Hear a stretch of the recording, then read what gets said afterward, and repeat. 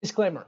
The following episode contains the topic and real depictions of blood. If that is something that makes you uneasy, I suggest skipping this one. Viewer discretion is advised.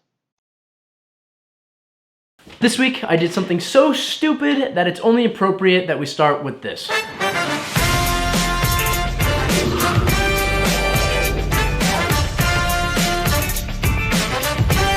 From around the corner and across the globe, it's the Safety Zone.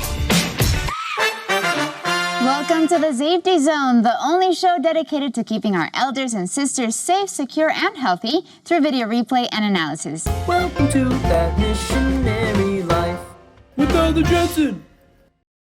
I'm going with situational awareness as my pick.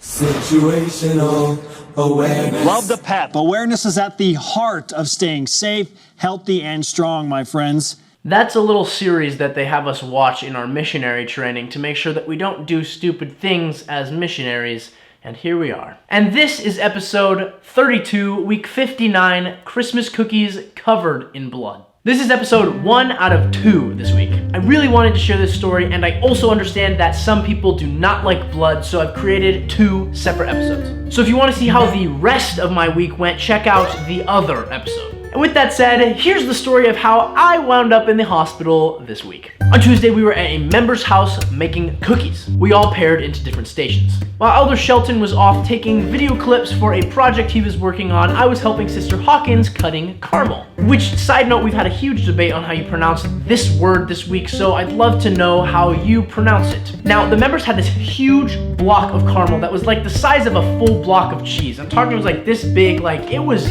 big. So we needed to cut chunks of the caramel off to put in a bowl for melting. Sister Hawkins cut chunks off of the caramel block because I can't be trusted with a knife, as you'll see in a second. And we put the knife back into the middle of the block of caramel, sort of like a sword in the stone kind of vibe. It was just right in the middle of the block of caramel. I went to take the knife out of the block of caramel, and in doing so, I put my hand right up against the knife like an idiot. I ripped the sword, or the knife, out of the block of caramel, and the sharp side with ridges, because it was a steak knife, not only went through the caramel, it went through my hand. There was an immediate spurt of blood that went all over the table and all of the Christmas cookie supplies, and I just held my hand tightly shut because, to be honest, it just felt like a paper cut. And I felt embarrassed because I was so unthoughtful. I reopened my hand, and boy was it bloody. We rinsed it under the sink, and Elder Harris did a really good, quick, makeshift hand wrap thing to stop the bleeding. We left for the hospital, and I got 3 stitches. We just washed my hand with some liquid that was supposed to burn, but it didn't burn. You need stitches.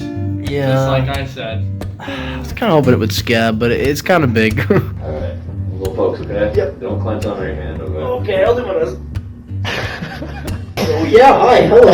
You're doing great. Yes, sir. Doing so good. That's kind of deep in there.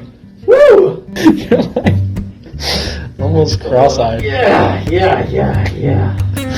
I was laughing this whole time because this all happened within 5 minutes of being there, and it's just such an elder move. Psalm 94 verse 8 says, "Understand ye brutish among the people, and ye fools, when will you be wise?" There are a lot of ways around us that we can be stupid, so let's just think before we act and be aware of our surroundings. Because it's a lot easier for dumb stuff to happen when we're not thinking. To keep with the Christmas spirit, this week I challenge you to show charity to someone. That can be a plate of cookies, a compliment, a chore that they needed done, or some other way that you can show Christ-like love. Let's keep putting smiles on people's faces. And please tell me what you did, because I'm trying to make an upcoming episode about charity. And with that, we've reached the end. Previous episodes, as always, are linked down below. And if you'd like to join the free weekly email as soon as it comes out, the link is down below. As always, I'm open for comments or questions, of which I will respond to next week. Remember that God loves you, and I do too. Have a great week.